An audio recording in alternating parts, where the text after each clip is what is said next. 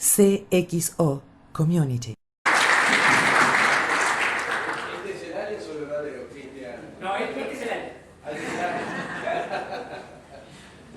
Bueno, como cierre de la primera parte, de la segunda parte, ya no sé qué parte voy, tenemos a Martín Carranza Torres, que nació en Córdoba. Siempre pones, nació en Córdoba, como primero, está bien.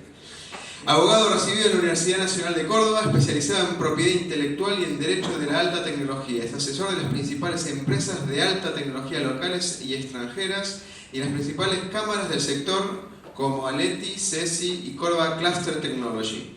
Fue presidente de Software Legal durante 5 años, Local Counsel de la Business Software Alliance en Argentina, profesor de Derechos Intelectuales en el posgrado de Derecho de Alta Tecnología de la Universidad Católica de Argentina, y escribió una serie de libros como Problemática Jurídica del Software, El Derecho de la Innovación Tecnológica, La Historia Tecnotropismo Capitalista, coautor de la Guía Básica sobre los aspectos jurídicos de la exportación de software, hardware y servicios informáticos en el mercado latinoamericano, y asimismo es autor, entre varios artículos, de Derecho Informático, también de CXO Community, obviamente, tengo que pasar al chivo.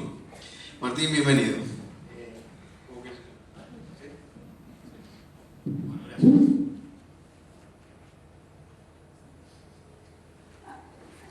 Pongo que nací en Córdoba porque de todos modos se iban a dar cuenta. Así que, bueno, primero que nada, yo tampoco sé bien lo que es el cloud computing, pero sí sé que el vapor en el que esa nube se hace no es gratis, que cuesta mucha plata. Que ese vapor no solo no es gratis, sino que ese vapor es escaso. Y que como ese vapor es escaso, seguramente la manera en la que se va a administrar es a través de derechos de propiedad. Lo cual no nos da demasiada información, pero sí nos hace suponer que va a haber buenos negocios ahí adentro. Bueno, me han anunciado como, no sé, lo mío es mío, pero es mío lo tuyo, algo por el estilo. En realidad, yo pensaba, si bien puede estar en algún modo vinculado con eso, pensaba hablar de, vinculado con la pregunta que hacían recién ustedes, las responsabilidades o cuáles son los aspectos legales vinculados con la empresa dentro de Facebook, activa o pasivamente. Para lo cual me pareció importante poner esto en un marco y dentro del mismo marco en el que funcionaría este concepto que acabo de dar de cloud computing. Bueno, todos ustedes son más jóvenes que yo, pero esto es de una película. Esa foto es de una película. ¿Saben cuál es? 2001 Odisea del Espacio. Era 2001. Era 2001 y parecía que faltaban años. Este monito es el líder, digamos, de una tribu que pelea y siempre pierde contra otro grupo de monitos que se quedan con la laguna con la cual tienen el agua que necesitan para vivir. Hasta que el monito encuentra un arma, revolviendo unos huesos de una cebra, encuentra que con el hueso podía partir la cabeza, en este caso de la cebra muerta, pero también de los monitos, y les ganaba, y con eso iba a ganar la laguna. Y efectivamente gana la laguna y toda su comunidad, gracias a la tecnología que el señor descubre, o que el mono descubre, Moonwatcher parece que se llamaba. Esta es la película en la cual inmediatamente después de esta escena vamos a una nave espacial que tiene una computadora que se adueña de la nave como si tuviera vida propia, y que curiosamente se llamaba HAL, que son las letras posteriores a IBM, ¿no? Era lo que en ese momento se demonizaba, ahora se demonizan a otras compañías, pero en aquel momento la demonizada era IBM y esa computadora se llamaba HAL. ¿Por qué pongo esto? En definitiva, Facebook, las redes sociales, la tecnología que hoy utilizamos,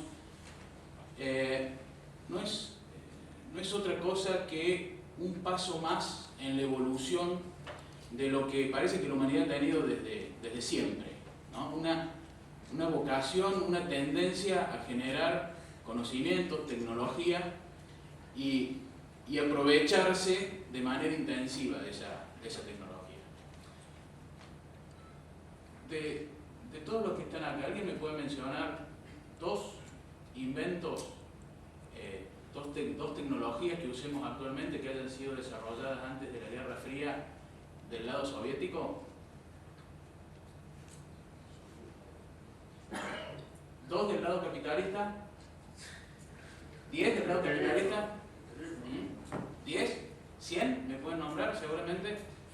Digo, es verdad que todas las comunidades a lo largo de la historia, todo el mundo ha tratado de generar tecnología, de consumir tecnología, pero no se ha hecho en todos lados de la misma manera. No todos los países han desarrollado la misma tecnología.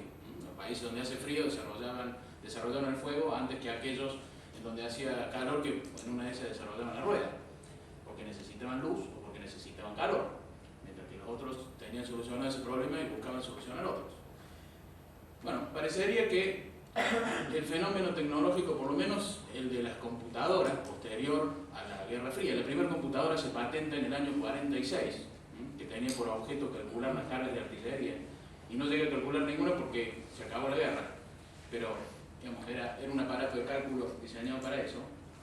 Tiene mucho que ver también con el clima económico en el cual esa tecnología se puede desarrollar.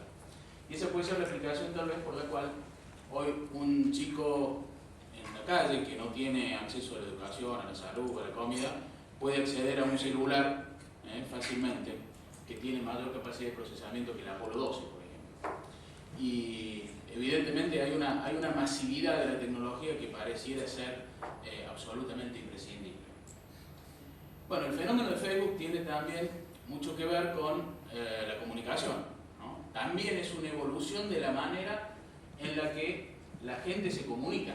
Hay otra necesidad humana, aparentemente, de comunicación, ¿no? Entonces, en el pasado la gente se comunicaría con señales de humo y seguramente quienes quisieran saber lo que estaba pasando a su alrededor tendrían que salir a contestarle. Esto no es muy distinto, eso que ustedes ven ahí en la pantalla, no es muy distinto a lo que pasa hoy en un muro de Facebook, ¿no? Alguien que dice algo y el otro le contesta. Y esto evidentemente ha tenido una evolución.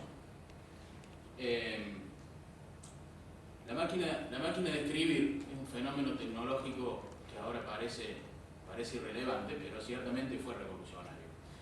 Y fíjense que tiene una disposición de teclado que es absolutamente absurda, es irracional, ¿no?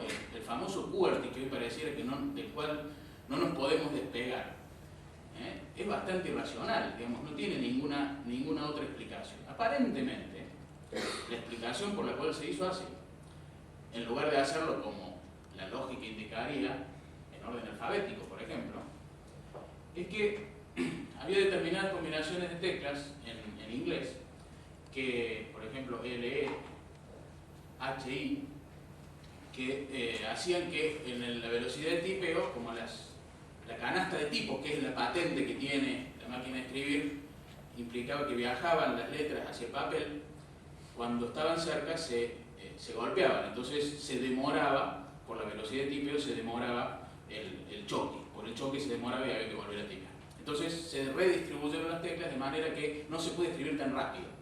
El teclado QWERTY se hizo para que no se pueda escribir tan rápido y que de esa manera las teclas no se choquen. Y pareciera ser que a esa incorporación tecnológica es imposible aún hoy, o sea, a nadie se le ocurre, pese a que ya no tenemos ese problema de que las teclas se choquen cuando viajan en el papel, no podemos cambiar los teclados y seguimos teniendo teclados QWERTY. Y se venden mejor los dispositivos que tienen teclado QWERTY que, por ejemplo, los teléfonos celulares que lo tienen en orden alfabético. La gente se acostumbró a esto porque son incorporaciones que vamos teniendo y que, contra las que ciertamente los mercados no pareciera que intentan no ir. Y dentro de este proceso de comunicación, vamos a imaginar que una persona hace no tanto tiempo, 40, 50 años, escribía en una máquina de escribir una carta, la enviaba por correo, como tenemos ahí a la chica espiando, un cartero la llevaba si es que el perro no lo comía y llegaba finalmente la carta de destino. Esto también tuvo una reglamentación constitucional de primera jerarquía. No existe constitución en el mundo que no tenga una garantía sobre las comunicaciones epistolares. Y sin embargo, eso llevado al correo electrónico o a Facebook, hoy, que es en todo caso la evolución de esos sistemas de comunicación, no necesariamente se traslada de la misma manera, pero ciertamente ninguna constitución del mundo tiene una garantía constitucional sobre las comunicaciones efectuadas electrónicamente.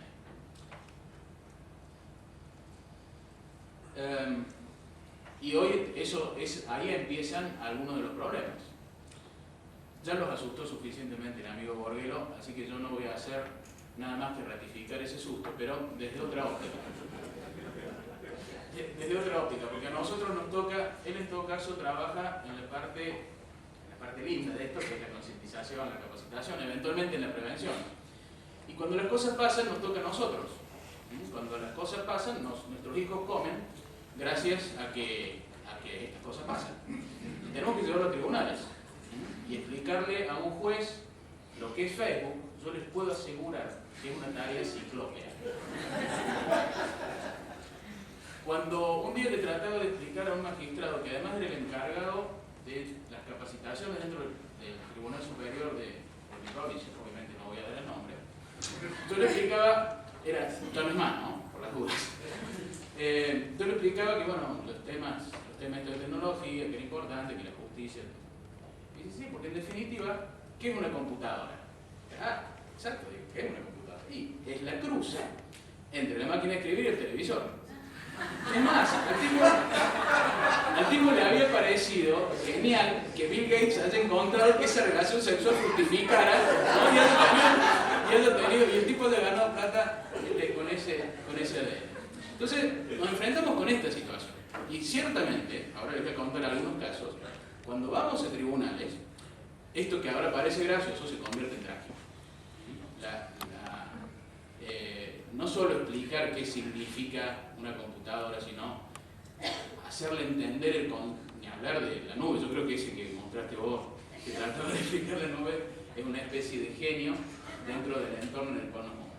Y no digo que sea mi ciudad el único lugar en el que esto ocurre, porque ciertamente nos toca, tenemos oficina en Buenos Aires, tenemos oficina en Bogotá, y la situación no mejora demasiado, ¿no? Todavía hay que romper ciertas barreras culturales y ciertas barreras intelectuales.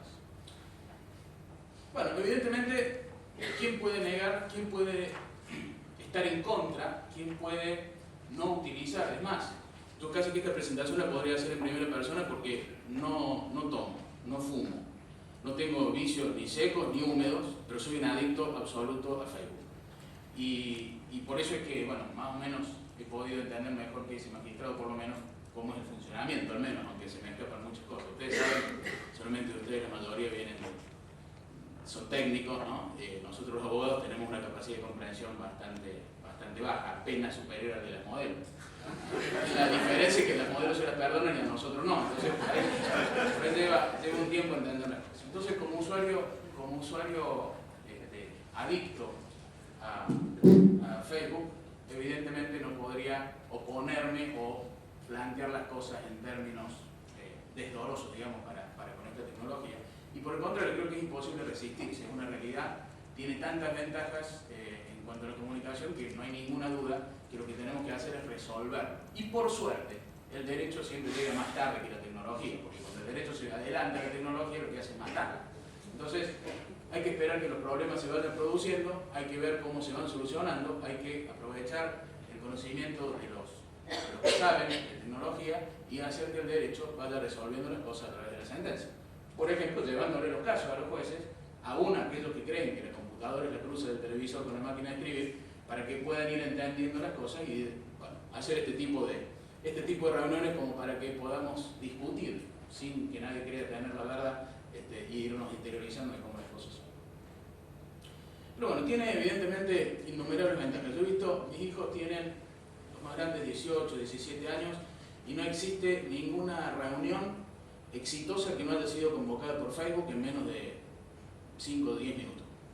Nos juntamos en tal lado, son 20, son 30, son 50. Es más, los he visto en mi casa con los teléfonos celulares todos en silencio, 20 personas hablando, a lo mejor entre algunos de los que están ahí, se divierten enormemente dentro de un entorno muy distinto al que nosotros, ya más viejos, estamos acostumbrados. Pero evidentemente tiene grandes ventajas, ¿no? En lo que se refiere a la comunicación.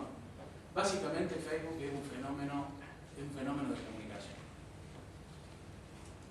que implica o que importa tanto comunicaciones para personas como estrategias completas de comunicación para empresas. Que con el tiempo seguramente en Facebook o en otras plataformas van a ser inexorables, van a ser absolutamente inevitables. Por lo tanto, no es algo para hablar sobre lo cual vayamos a hablar en teoría, sino que es efectivamente algo muy práctico, muy concreto, y por lo tanto hay que ver cuáles son las condiciones a las cuales se va a someter una empresa cuando decida ingresar en este mundo al cual tarde o temprano va a tener que ingresar y tarde o temprano va a tener que manejarse con las reglas de ese mundo dentro de un sistema judicial, por ejemplo, que no es otro que el que tiene en su país.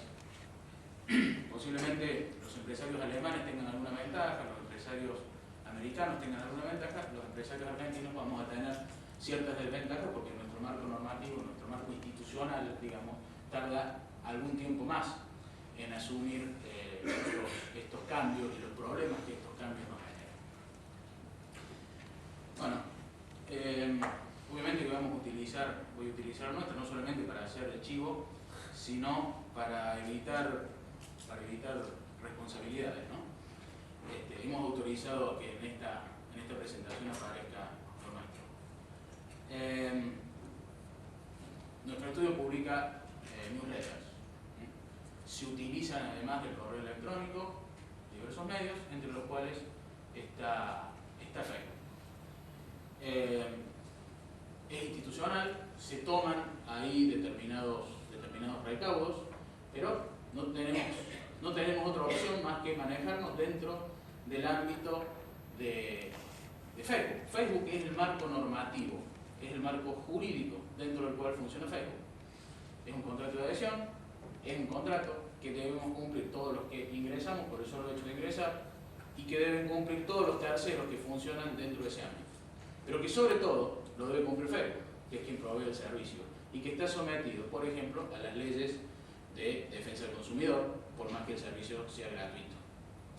Yo empecé diciendo que la nube tenía claro que no era gratis. Evidentemente Facebook, por más que nosotros no paguemos para usarlo, tampoco es gratis. Y como tiene fin de lucro, obviamente también tiene las mismas responsabilidades de cualquier buen hombre de negocios. Entonces, el primer punto, existe un marco normativo, pero que es contractual. Afortunadamente contractual. Que es contractual, que es global y que produce o puede producir perjuicios en cualquier lugar del mundo. Lo que ha hecho esta tecnología es que se vayan borrando algunas fronteras y el derecho pelea por mantener principios básicos del funcionamiento de cualquier país, como por ejemplo la soberanía. Dos, para los perjuicios producidos dentro del territorio de un determinado país tiene jurisdicción el país del lugar en donde el perjuicio se produjo. Distintas situaciones se empiezan a dar cuando los ciudadanos cambian de lugar, etcétera, etcétera. Pero lo cierto es que esto existen miles de empresas aprovechando esta oportunidad de comunicación que generan estas plataformas. Por supuesto, muchas de ellas lo hacen mucho mejor que nosotros, pero ciertamente ahí cada uno con su estilo y con su forma lo maneja. Para lo cual debemos tener en cuenta al diseñar la estrategia de comunicación. Los comunicadores suelen ser geniales. La campaña que vos mencionabas de las tarjetas con los números, ciertamente no debe haber pasado debe haber sido una idea de marketing, de algún genio de marketing, de algún genio de comunicaciones, pero seguramente no pasó la revisión de la parte legal, o por lo menos de la parte tecnológica. Y muchos creyeron que el advenimiento de Internet era el mundo de John Lennon, Imagine all the people living life in peace, pero lamento comunicarles que sin abogados tampoco va a funcionar. Así que ese es un terreno en el cual vamos a estar también obligados a trabajar. El marco normativo de Facebook, esto me parece fundamental, el marco normativo de Facebook es el contrato que tenemos los usuarios con Facebook para cada una de las cosas. Y por eso es importante entender qué significa ese contrato. Tenemos que definir entonces en la empresa qué tipo de información vamos a incluir, qué información no vamos a incluir. Porque hay que tener en cuenta que podemos generar responsabilidades. Hay responsabilidades de acuerdo a las distintas características características que tenga la empresa, cuáles cosas debería resguardar, cuáles cosas no está interesada en resguardar. Cuando la empresa decide, acá por supuesto tenemos gente muy linda, salvando algunos, entonces nos gustaba mostrarla. Y ¿tiene derecho la empresa a publicar las fotos? ¿Debe pedir autorización a los empleados para publicar las fotos de los empleados en una función laboral? ¿Eso es susceptible de generar responsabilidades ulteriores? ¿Lo debe mantener actualizado? Por ejemplo, si alguno adelgazó de más, tenemos que actualizarle la foto, que era gordo, ponerlo flaco, el que era flaco, ponerlo gordo. Eso puede generar responsabilidades. Puede afectar la imagen. Puede afectar la imagen de la persona que no trabaja más en la empresa si sigue estando publicada su foto como integrante del staff, por ejemplo, porque trabaja ahora para la competencia y le da la cara a los clientes. Infinidad de hipótesis en donde también tenemos que tener en cuenta que el derecho sigue vigente. La responsabilidad de quienes están a cargo de la dirección de la empresa. En este caso, ahí no se ve muy bien, pero cuando un amigo mío me acepta como amigo en Facebook y ve la foto, me dice, por lo menos nadie va a creer que te haces el macho con esa foto. Pero bueno, ciertamente hay también situaciones de cuidado desde afuera de la empresa hacia la empresa. Es decir, ¿hasta qué punto puede la empresa exigirle a sus directivos o a sus empleados, ahora vamos a ver el caso, que realicen determinadas conductas o que no realicen determinadas conductas en su vida privada? Y por más que Facebook es un ámbito en el cual conviven la empresa con el empleado, con el directivo, con todos, estamos todos juntos ahí, recibimos nuestra información recíprocamente, uno pertenece al ámbito privado y otro pertenece al ámbito institucional. ¿Cuál es la línea que separa la conducta institucional de la conducta privada? Estas son las cuestiones que también requieren de solución, porque ciertamente en la vida, en el mundo físico, las separaciones suelen ser más tajantes. Normalmente no hay una convivencia social entre todos los que integran la empresa. En el caso de que todos los empleados estén en Facebook, todos los directivos estén en Facebook y la empresa esté en Facebook y haya políticas en tal sentido, puede haber problemas. Especialmente, el caso obvio, comunicaciones. El cliente, el empleado de una empresa de comunicaciones que tiene como cliente a, no sé, digamos, vamos a poner un ejemplo cualquiera, la Coca-Cola, y el empleado como usuario de la Coca-Cola se queja en Facebook del mal servicio que le presta la Coca-Cola, por ejemplo, ¿no? Está generando una responsabilidad, si es el que está a cargo de la cuenta, ni hablar. Pero está en su vida privada, está generando una responsabilidad eventualmente a la empresa y podría la empresa o debería la empresa reglamentar este tipo de cuestiones en lo que hace a cómo se traslada, cómo transferimos la vida privada al ámbito empresarial. Bueno, acá tenemos, por allá lo tenemos a Juan, que es el empleado que figura en esta foto que no se ve muy bien, que es el encargado, en este caso, en el estudio, el encargado de cargar, de subir los contenidos, es el administrador del sitio, digamos, del estudio dentro de Facebook y además el administrador del sitio, de los sitios del estudio, de los newsletters del estudio.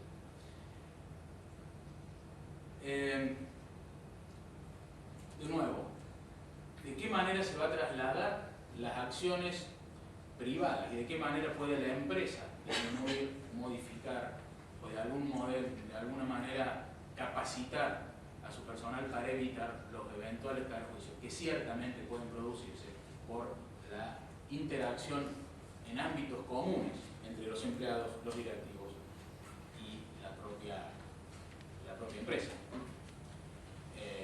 Imagínense un empleado que tiene confianza en privado con el jefe, que lo empiece en Facebook, lo empiece a gastar, diríamos, en Córdoba porque jugó mal el golf, ¿no?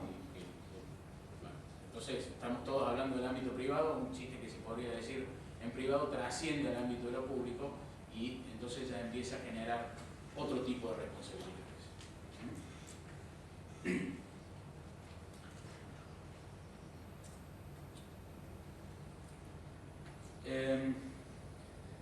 sinceramente, no siendo un adicto a las redes sociales, como ya les he confesado, además de confesar que soy corredor y además de que ya obviamente les he confesado que soy abogado, lo cual me está transformando prácticamente en un personaje execrable y de alta peligrosidad. Yo lo que quiero de algún modo es transmitirles las experiencias en la justicia o las experiencias en el ámbito del estudio, del asesoramiento dentro del estudio, vinculadas ya con Facebook o con redes sociales o en algunos otros casos alrededor de esto. Porque sinceramente mi preocupación y lo que vemos nosotros a diario tiene mucho que ver con la capacitación, tiene mucho que ver con la, digamos, con la ignorancia en general, pero la ignorancia sobre la naturaleza de las cosas. Bueno, primero el término hacker es confuso siempre que yo, o sea, para mí las palabras significan lo que la gente usa en su significado. Obviamente el hacker no es técnicamente, sobre todo para los hackers, una mala persona que anda haciendo daño, sino alguien que conoce el sistema y anda dando vueltas por ahí. Pido la licencia a quienes se puedan llegar a sentir ofendidos por esto, que sencillamente vamos a utilizar el genérico hacker para incluir a los buenos y a los malos. Pero acá hay casos que nos ha tocado en el estudio casos que son verdaderamente trágicos. Algunos de los cuales, por estar en su etapa inicial, no les voy a dar demasiados detalles, pero sí el clásico robo de identidad, pero con fines de descrédito. Cuando yo me apodero de la personalidad de otro, tomo su foto de internet, de Hotmail, de cualquier lado, hago en Facebook su nombre, hago una cuenta y empiezo a hacerme amigo de sus amigos con el solo objeto de desprestigiarlo, de desacreditarlo. En donde, por ejemplo, me hago comentarios racistas, xenófobos, utilizo para acosar personas, para acosar empleados. Estas situaciones existen, son cada vez más comunes y ciertamente las respuestas que nos da la justicia para esto son bastante pobres. El primer punto crítico es cómo se tipifica. ¿Es esto un delito? Y si es un delito, ¿cuál es? Hasta ahora, ese tipo de casos únicamente se han podido tramitar a través de injuria, una acción, una querella por injuria, una causa penal, tiene sus complicaciones, una causa penal de ejercicio privado. Tiene sus complicaciones.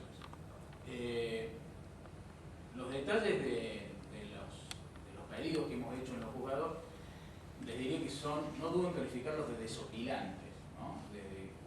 Después que le explicamos al juez, al secretario, a los empleados, que lo llevan, los empleados sí saben lo que es Facebook, obtuvimos un oficio que le ordenaba a Facebook, F-E-I-S-B-U-C, que le dé el nombre de IP. En realidad le estamos pidiendo los nombres de IP a partir de los cuales se habían conectado, porque es algo que contractualmente Facebook tiene. Dice, vamos a reservar durante tanto tiempo tales cosas como para poder hacer las investigaciones para los hechos de víctimas. Obviamente que el tribunal no sabía por qué lo estaba pidiendo, no sabía quién le estaba pidiendo, ni sabía cuál podía llegar a ser el resultado de lo que estaba pidiendo. Por suerte, obtuvimos el oficio antes de que salga para la Policía Judicial. La Policía Judicial sí sabía lo que tenía que hacer, más o menos sabía lo que tenía que hacer. Le pedimos que vayan y le expliquen al tribunal, porque realmente si el oficio salía mal, ya nos quedábamos sin posibilidad de tener la prueba. Y finalmente, al cabo de 8 o 9 meses, obtuvimos el bendito oficio para pedir cosas que habían sido borradas 3 meses antes y que de haberse hecho de manera oportuna lo hubiéramos conseguido. El tribunal nunca entendió qué es lo que necesitaba. Vamos a tener que hacer magia para conseguirlo. Obviamente, la cuestión del spamming, que es, incluso nosotros tuvimos algún incidente a través de Facebook, en donde alguien se quejaba de haber recibido spam nuevo. Más allá de que no era spam, definitivamente no era spam, ciertamente el objetivo de la persona que se quejaba era hacer público su desagrado por recibir comunicaciones no solicitadas. Efectivamente, afortunadamente estamos todos en el mismo ámbito y utilizamos el mismo medio para resolver el problema. A los 5 minutos de que había cargado la queja, alguien del estudio detectó esa situación, le ofreció una solución, le pidió los datos del caso y le dio una solución inmediatamente cuyo resultado quedó acreditado en la misma Facebook, digamos, dentro del mismo ámbito en el cual había sido dicho. Justamente ayer en Córdoba hubo una charla de la gente de comunicaciones de Google, con Carlos Mazarán, con estos chicos que escribieron el libro La Revolución Horizontal, y ellos explicaban, si usan, uno de ellos decía, yo en Twitter, a mí alguien todos los días me manda algo y me dice que soy un gordo pedorro, decía el mexicano. Y dice, bueno, la verdad, ¿qué quieren que haga? Lo tengo que aguantar, es lo que la gente piensa de mí, lo tengo que dejar, no hay que preocuparse tanto.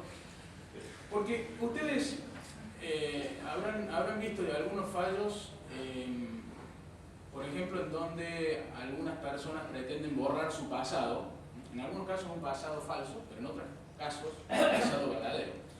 Y ciertamente la verdad es la verdad, más allá de dónde esté grabada la verdad, o de dónde esté. Cuando una jueza pide que se elimine de Google todas las menciones que hay sobre ella que no le gustan, bueno, evidentemente no está contribuyendo a la verdad, a la justicia, ni a la transparencia, ni a la libertad dentro de la red. Distinto es el caso de aquel que quiere remover información que es falsa, porque eso sí, viola la ley, o información, como en el caso que hemos visto recién del robo de identidad, que tiene por objeto desacreditar a alguien, porque es una persona distinta quien está manejando esa cuenta. Entonces, también a la justicia le cuesta mucho diferenciar una cosa de otra. Le cuesta si Google puede eliminar los rastros que tiene de una modelo que fue puesta en un sitio de escorts y que en realidad invoca no haber sido prostituta ni nunca haber autorizado ese nombre, de la misma manera puede eliminar información verdadera de quien no quiere figurar. Maradona, la doctora Servini o quien fuera que pida modificar su historia para atrás. Y ciertamente acá nuevamente tenemos que entender cuál es la naturaleza de las cosas, cómo funcionan las cosas y qué es una cosa y qué es otra cosa. Es decir, no es lo mismo la verdad que la mentira, y eso sigue funcionando exactamente igual desde que el mundo es mundo. Pero hay que hacerle entender esto a los magistrados, explicándole las cosas adecuadamente. Dicho sea de paso, hemos tenido en el estudio casos de escort, no de contratación del servicio, sino en todo caso, al menos no de manera ostensible, pero sí un caso muy curioso en donde una empresa de escorts publicaba la foto completamente desnuda de una chica que si bien se dedicaba a la actividad, no era de esa agencia, sino de otra. Es decir, que había ciertamente una utilización de su imagen que era indebida, que no tenía autorización. Bueno, por cuestiones formales había que presentar la demanda con todas las fotos de un sitio más la foto del otro sitio, lo cual les produjo inicialmente cierta alegría a los miembros del tribunal, pero que inmediatamente se transformó en estupor cuando vieron qué es lo que tenían que hacer.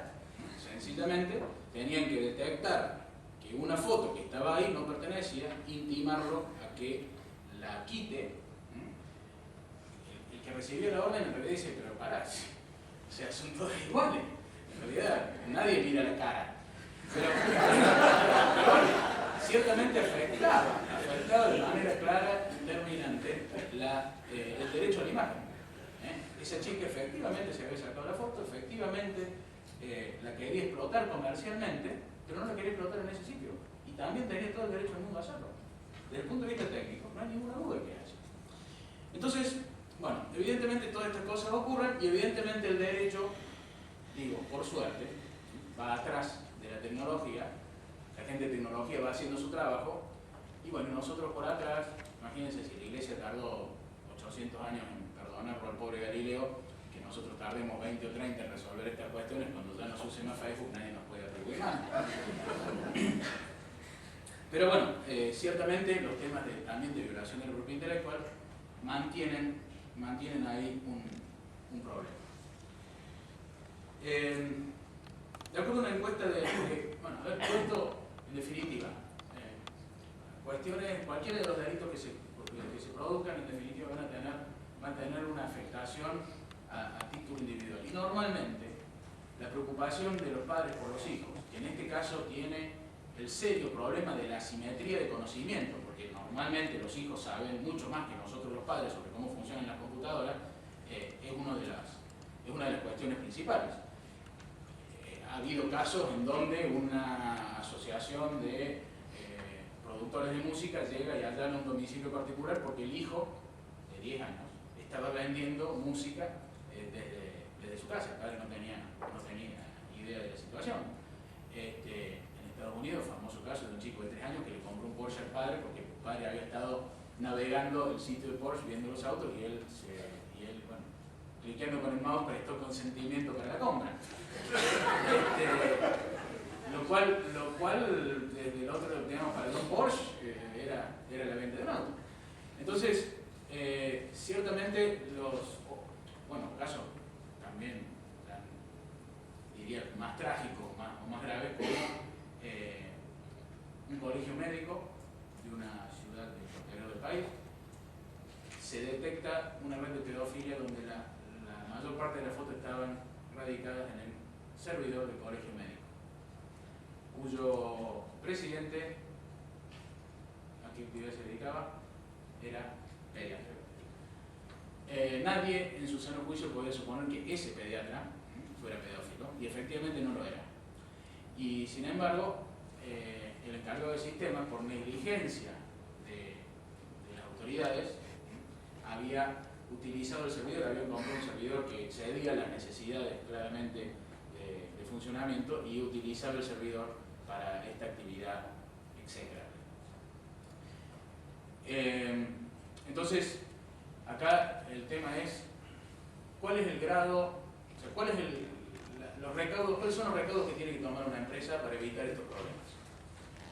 Y esta es la gran pregunta, pero en realidad no es una pregunta nueva, porque ¿cuáles son los recaudos que tiene que tomar una empresa para no producir perjuicios a lo largo de la historia? Y los romanos lo contestaban: los recaudos de un buen hombre de negocios. Es decir, tengo que tomar las medidas de seguridad estándar de acuerdo al estado del arte actual, de acuerdo a la ciencia, de acuerdo a la información que quiero proteger o a los peligros que quiero evitar. Y los chicos, como ven ahí lo tienen a veces mucho más claro que las empresas. Si esta misma empresa la hacemos, esta misma encuesta la hacemos en la empresa, seguramente vamos a encontrarnos con una mayoría de no sabe, no contesta, y no con la certeza que lo contestan, en este caso los menores, que solamente dan acceso a sus amigos en un 75, en un 71 o en un 69%. Para el caso de redes sociales, ¿no? Seguramente en las empresas tenemos una situación peor, porque normalmente la brecha de conocimiento, la asimetría de conocimiento es grande respecto de los menores que ya nacieron con las computadoras. Y porque ciertamente los encargados del sistema son gente a la que nadie escucha y a la que nadie le da presupuesto. Entonces, porque siempre que habla del sistema está pidiendo plata. Claro, siempre está pidiendo plata, entonces normalmente no la escuchan para evitar tener que contestar un no. A los abogados no escuchan, pero normalmente cuando es demasiado tarde. Lo cual no deja de ser un beneficio, porque prevenir es mucho más rápido. Entonces, la empresa, ¿qué tiene que hacer? Nada más que tomar los recaudos de un buen hombre de negocio. ¿Qué información quiere proteger? Tomar las medidas adecuadas para proteger esa información. ¿De qué riesgo se quiere proteger? Tomar las medidas adecuadas para protegerse de esos riesgos, ni más ni menos. ¿Prohibir el uso de Facebook en la empresa? No sé, depende de lo que la empresa quiera hacer, depende de la cultura de la empresa. En nuestro estudio no solo no se prohíbe, sino que se incentiva el uso, digamos, interactuamos, tenemos muchos clientes en Facebook, tenemos muchos proveedores, tenemos muchos amigos, interactuamos, no tenemos prohibiciones en ese sentido. Hay otras empresas que prohíben hasta el uso de mensajeros instantáneos, por ejemplo. Ahora llego a responder la pregunta que hizo usted al principio. no hay una regulación específica sobre estos temas. En mi modesta opinión, no creo que sea tan necesario hacer una regulación específica para reglamentar Facebook, porque insisto, el marco jurídico de Facebook es el contrato de los usuarios con Facebook y por lo tanto ese contrato de Facebook para con la comunidad de Facebook y con la comunidad en la cual funciona. Estamos bien el tiempo, ¿no? ¿No nos queda nada? Bueno. Siguen siendo, ¿sí? Entonces siguen siendo las mismas medidas de seguridad las que son necesarias. Sigue siendo necesario hacer una adopción de tecnologías y de medios de comunicación que sea informada. Muchas empresas se suben a los fenómenos, se suben a la ola sin saber muy bien por qué, sin saber muy bien para qué y sin saber muy bien con qué. Hacerse fan de una empresa que no tiene fans, la verdad que resulta bastante triste, y si no me ofrece nada puedo llegar a ser fan, pero no la voy a ver nunca. Va a necesitar, si va a incorporarse a Facebook, a Twitter o a cualquier otra, hay muchos que lo hacen muy bien, va a necesitar tener una conducta que va a ser el resultado de una política de comunicación o de marketing o lo que fuera, y en base a eso deberá tomar los recaudos. Yo nunca le aconsejaría que no lo haga por un tema de seguridad.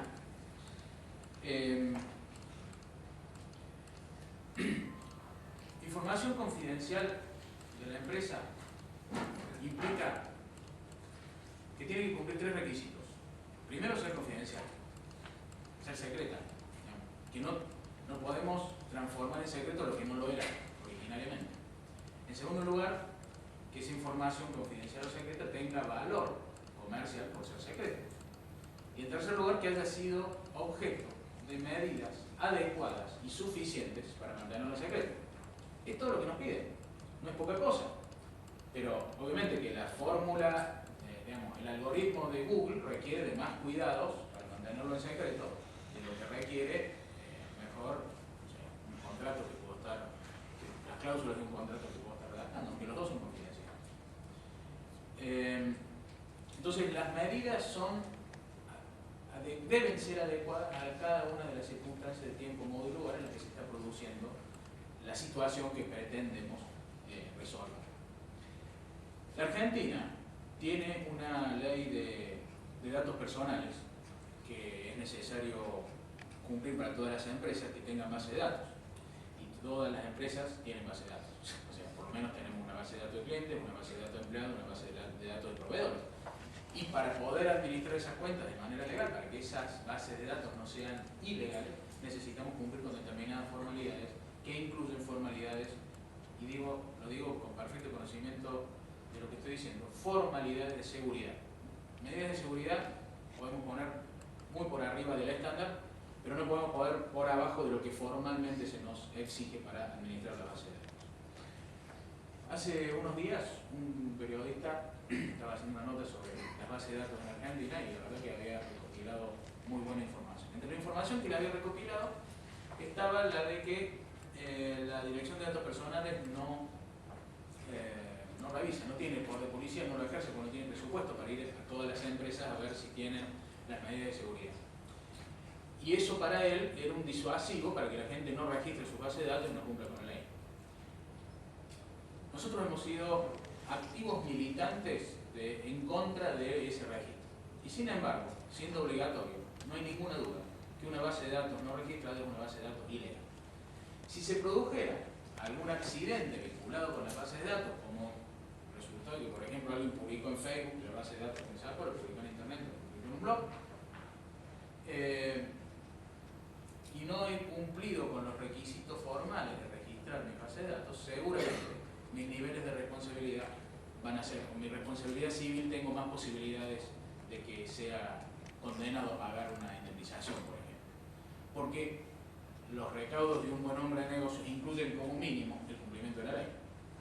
Y nos guste o no nos guste, esté bien o esté mal, sea excesivo o no sea excesiva, la ley existe y bueno, cumplirla es un buen consejo si uno quiere tomar todos los recaudos de un buen hombre de negocios para evitar la responsabilidad civil, que es el verdadero problema que tiene la ley de datos personales, más que el saber que la policía llega o no llega a mi casa. mi empresa.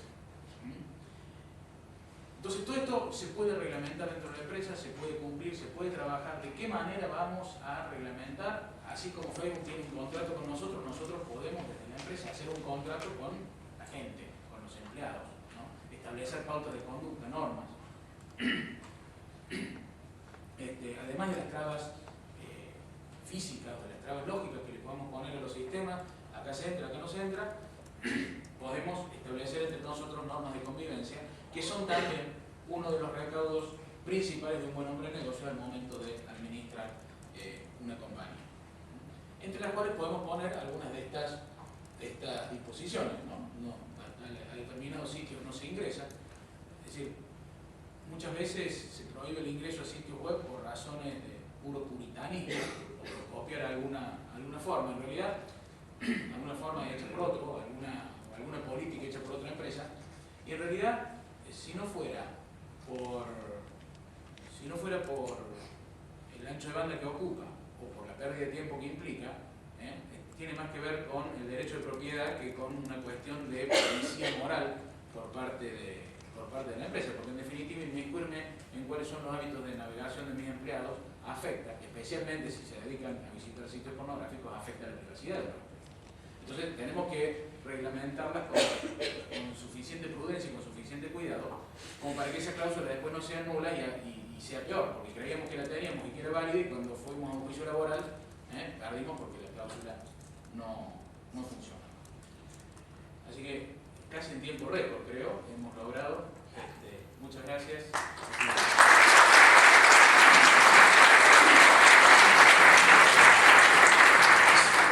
Seguro que hay preguntas. ¿No hay preguntas?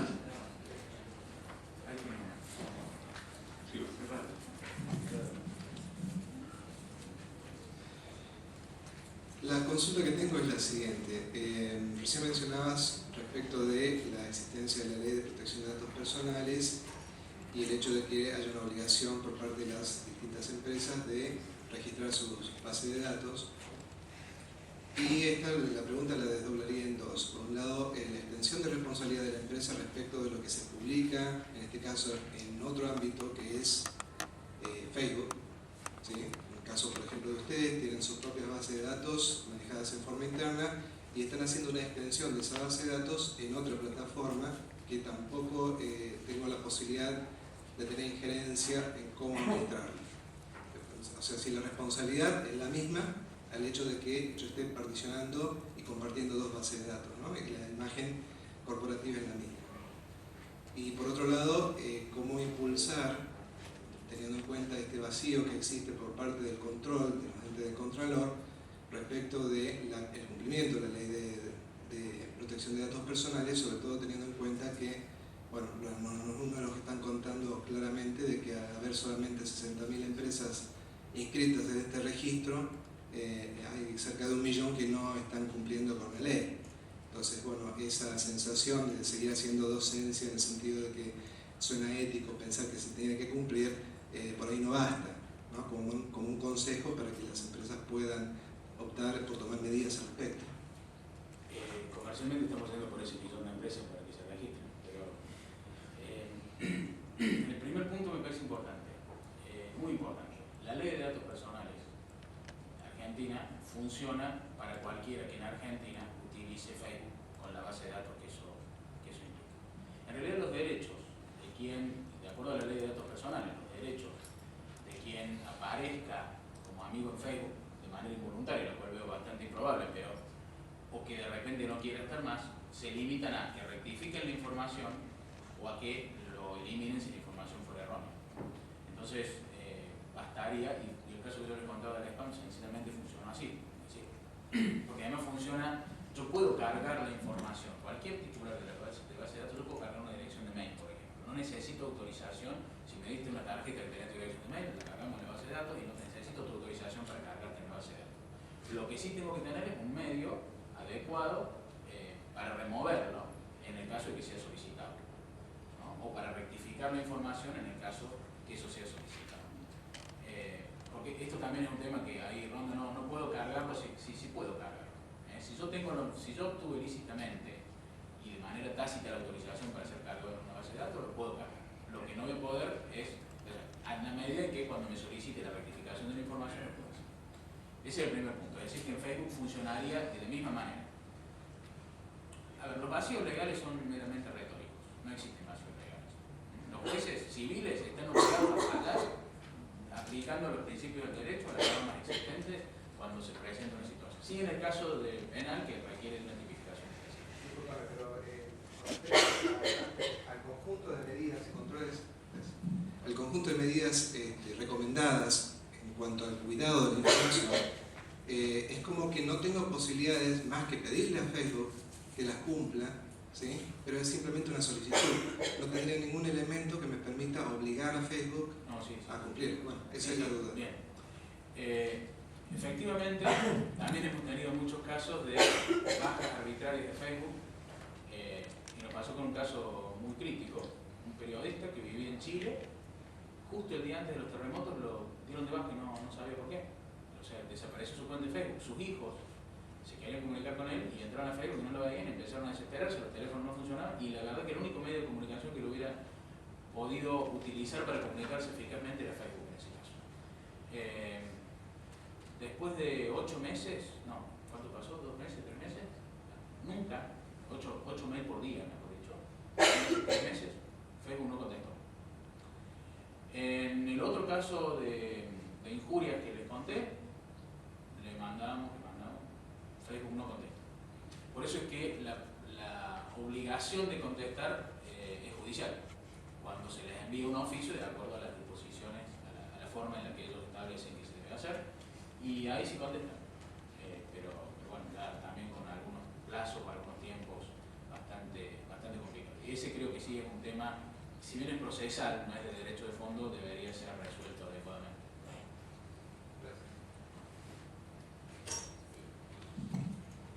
Permiso, se me ocurre pensar quién es el dueño de la información, la propiedad intelectual de lo que ustedes pongan de la empresa. ¿Facebook podría adueñarse de esos contenidos? ¿Es dueño de esos contenidos? No. ¿Se puede reclamar la propiedad de esos contenidos? Hay una cesión de derechos hacia Facebook en el contrato que uno suscribe con Facebook, que puede no suscribirlo y no ingresar a la plataforma.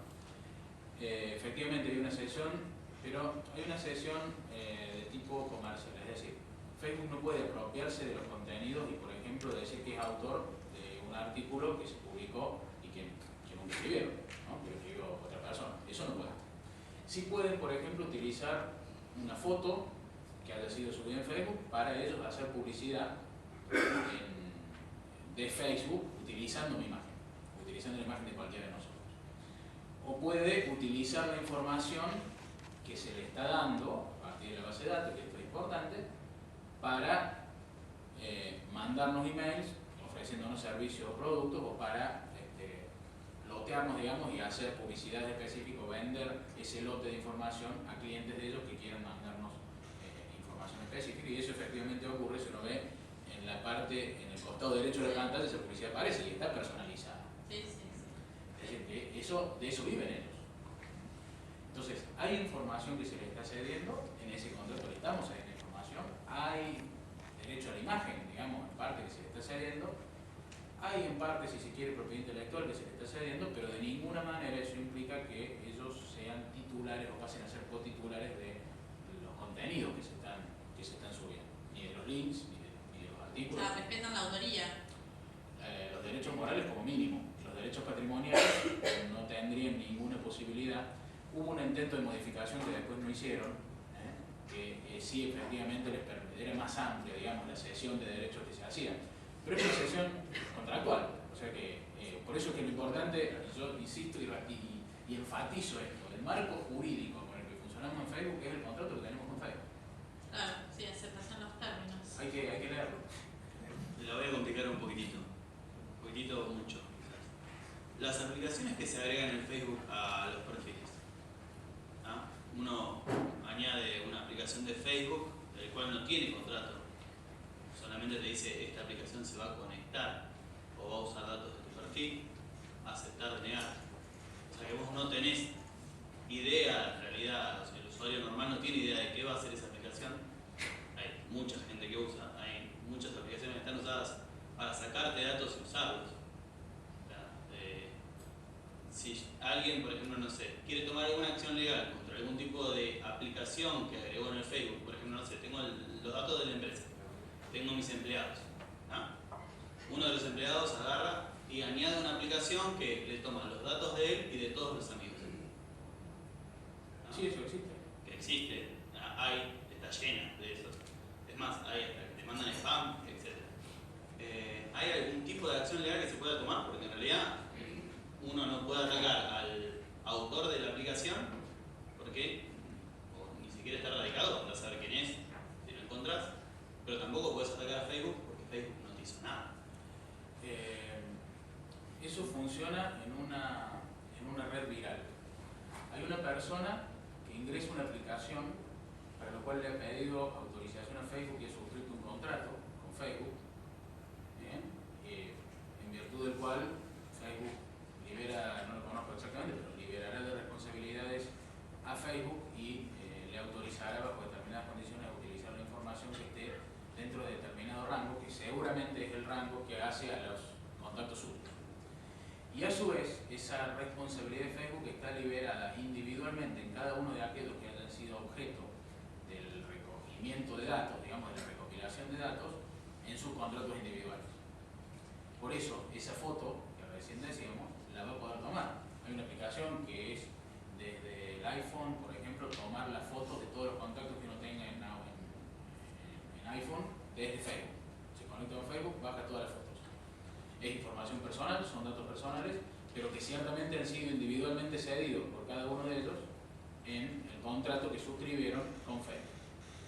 Y por lo tanto, en principio, si eso está bien resuelto, habría que ver, ¿no?, el caso Fino en particular, de eso comen mis hijos también, y resolverlo. Pero en principio, lo importante de cómo funciona esto es que siempre quien esté adentro ha aceptado un contrato, que es un contrato de adhesión, en donde cede parte de sus derechos, cede parte de su derecho a la intimidad, que cede en función de los parámetros de seguridad que le establezca, cede su derecho a la imagen y cede en parte también sí, propiedad intelectual.